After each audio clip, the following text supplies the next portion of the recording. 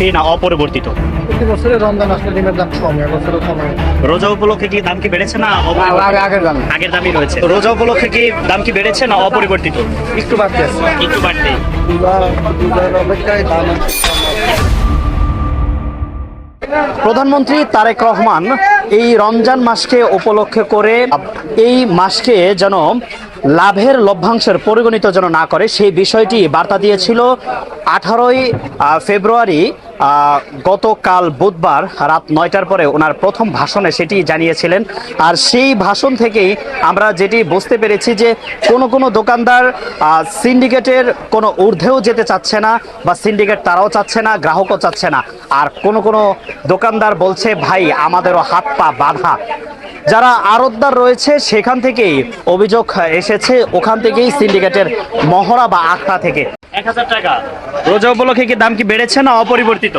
ওই আগের দামই আছে। 750 টাকা। 750 করে যাচ্ছে।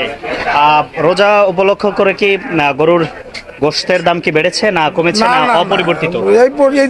এই দামে রয়েছে না? বাড়ানোর আশঙ্কা কতটুকু? না, বাড়বো না। বাড়বে না? এটাই থাকবে? এটাই থাকবে। পারলে আরো চেষ্টা করব কমানোর জন্য। মুরগির কোনটার কি দাম কেমন কি বিক্রি করতেছেন?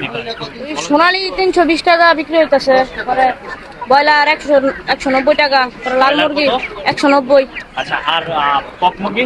কক মুরগি 320 টাকা, 30 টাকা এরকম। আর দেশি দেশি কত করে? দেশি 750, 700 এরকম। 750, 700। চাহিদা কেমন পাচ্ছেন, গ্রাহকদের চাহিদা? গ্রাহকদের চাহিদা রমজান মাস না, এখন অনেক কম মুরগি বিক্রি হইতেছে। রমজান উপলক্ষে কি দাম কি বেড়েছে না কমেছে? দাম রমজান উপলক্ষে একটু বাড়ছে। এগুলো কত করে কেমন কি যাচ্ছে একটু দাম টামটা জানতে আগের মতোই আছে, দাম বাড়ে নাই। আগের মতো স্থিতিশীল আছে, অপরিবর্তিত রয়েছে। আচ্ছা, তেলের দাম কত করে যাচ্ছে? তেলের দাম 197 টাকা লিটার। আচ্ছা, সরকারি তেল। যদি বেসনের কথা জিজ্ঞেস করি? বেসন আমরা যেগুলি খোলা বেসন বিক্রি করি 100 টাকা। চিনি? চিনি হচ্ছে 100 টাকা। আর ছোলা? ছোলা 100 টাকা। মসুর ডাল? মসুর ডাল 100 টাকা। বেসন? বেসন হচ্ছে 100 টাকা। তাহলে আমরা আশঙ্কা করছি কি যে রমজান উপলক্ষে সামনে কি দাম কি আরো বাড়বে না কমবে? না, আশা করি সরকার চাইলে ইনশাআল্লাহ স্থিতিশীল থাকবে। প্লিজ ভাই একটু কথা বলতে চাচ্ছি, লেবু কত করে বিক্রি করছেন?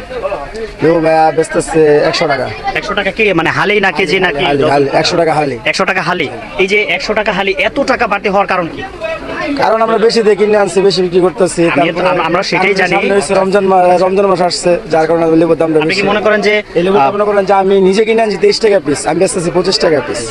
ঠিক আছে, আমার 2 টাকা লাভ করতে। গ্রাহকরা টাকা দিয়ে বাড়তি টাকা দিয়ে কিনছে, তো আপনি কি মনে করেন যে এগুলো কি মানে সঠিক নাকি? এটা না, এটা সঠিক না, এটা সঠিক না।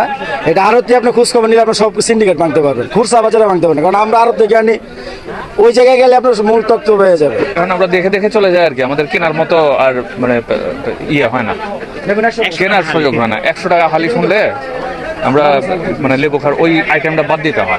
এই সময়ে এত দাম বৃদ্ধি, এটা খুবই অযৌক্তিক মনে হয় না। বাজার বিষয়ে বাজার মনিটরিং করাটা খুব জরুরি এবং মানে যারা ব্যবসায়ী তারা যেন মনে না করে যে মানে আমাদের কারোর কাছে আমাদের জবাবদিহিতা নাই, আমরা যখন যেটা করতে চাই সেটা করতে পারবো, এরকম যেন মনে না হয়।